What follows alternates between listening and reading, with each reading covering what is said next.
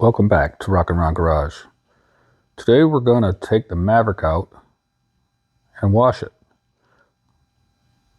First wash in 20-something years, I would say. We got SOS pads, AJAX, Scotch-Brite pads, and Scotch-Brites. We're going to put all this stuff on there and get her scuffed up. It's all going to be a time-lapse video because nobody wants to watch somebody wash a car. First thing I did is I washed it with soap, basic dish soap. Just run through it here, get it all cleaned up. This car has not been washed whatsoever. So I run through it. Sorry about the video, but I move it around.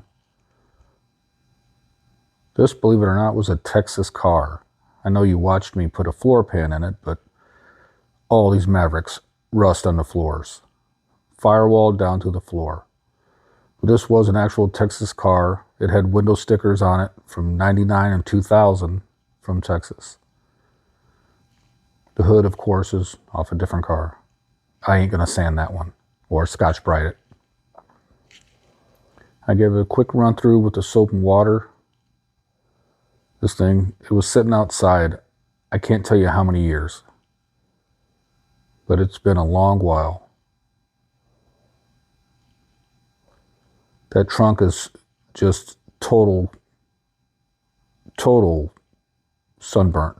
The roof has it, top of the fenders have it, all from baking in that Texas weather. I bust out the pressure washer to really give it a good cleaning before I hit it with the Scotch-Brite. And every time I hit it on that side trim, it blew a ton of dirt out. I think I took 10 pounds off this car washing it. On down the road, I'm going to have to take that primer spot, front and back of that wheel.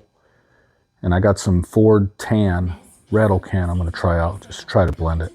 Hey, nice sticker. Now I'm going to bust out the AJAX and the Scotch-Brite and go to town. Yep, dumping it on the car. This is a Patina car anyway, so I ain't really worried about it shining. It probably never will shine. You know, I ain't hand washed a car in a long time. And it's some work. When you're really scrubbing and putting the old elbow grease in it, it takes its toll. I need to get out and do some more exercising. But I doused it all up, scuffed it, scuffed it, scuffed it. It was really, really hot out, so I had to do a few panels, water it down, because it was probably 90 degrees. Direct sunlight. Pressure washer helps a ton. I hit that trunk just to try to knock the scale off, the surfaced rust.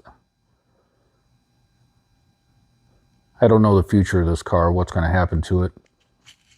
It might get a wrap. It might even get a quick paint job with a stripe on it. Here it is all scuffed up on one side. It's hard to tell from the video, but it come out pretty decent.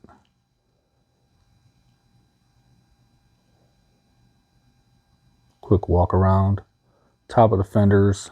I haven't hit the bumpers yet. I'll do that with SOS pads later on. Now I got to get this side. I didn't touch the hood. I only just washed the hood. I can't bring myself to scuff that thing up. There's no reason to. Back at it. Now we're going to do the driver's side. Get it scrubbed. There's that emblem on the quarter panel right there. I have to get another one to put on the other side. I like that. I keep moving the camera around so you guys don't get bored, and I keep zooming in and zooming out.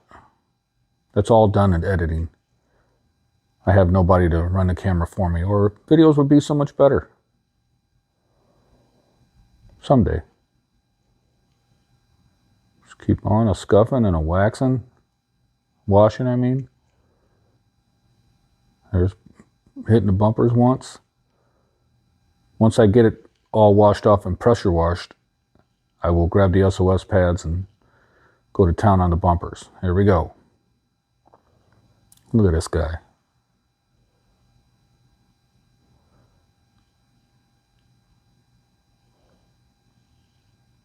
Grab the new SOS pad, get it wet. These bumpers are by no means perfect. There's a lot of pitting on them and a lot of rust. So I just hit them, and like I used to do my bike rims back in the day to clean them up. It cleans up chrome pretty good, but if you really look close to these bumpers, there's pitting and stuff, I guess you call it. It had those big bumper guards. That's why you see the holes in the bumpers. I took those off. No reason for them. This is just a little old hot rod, a little toy to play with.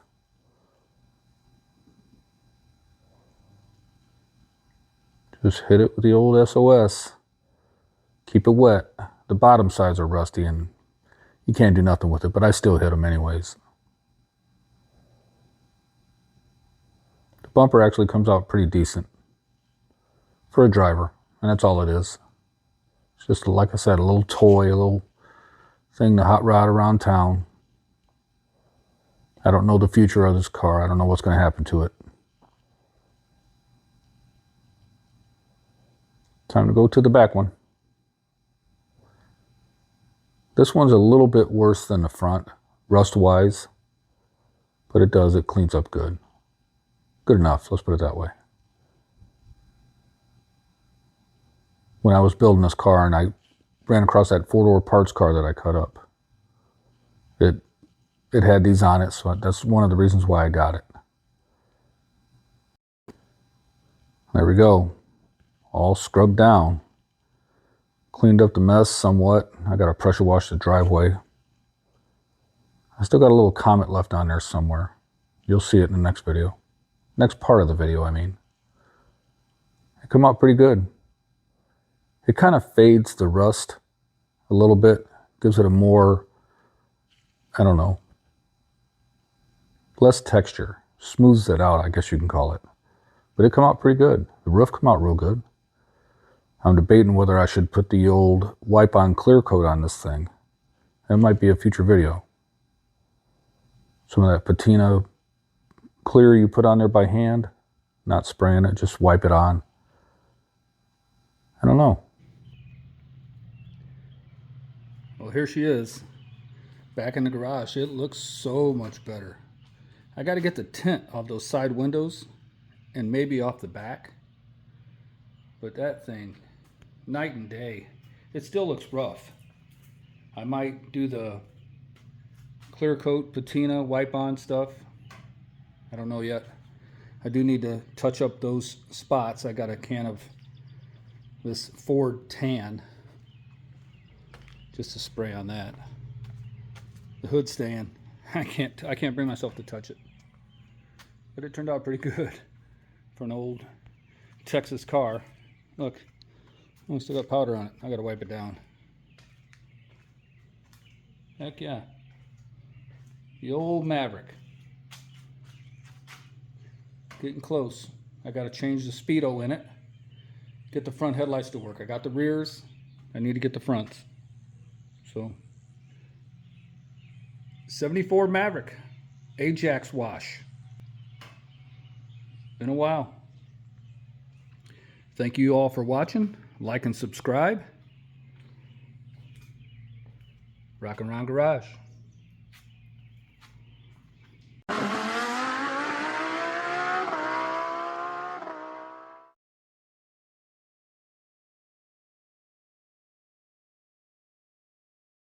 No, man, but you got to keep going. What am I going to do, quit?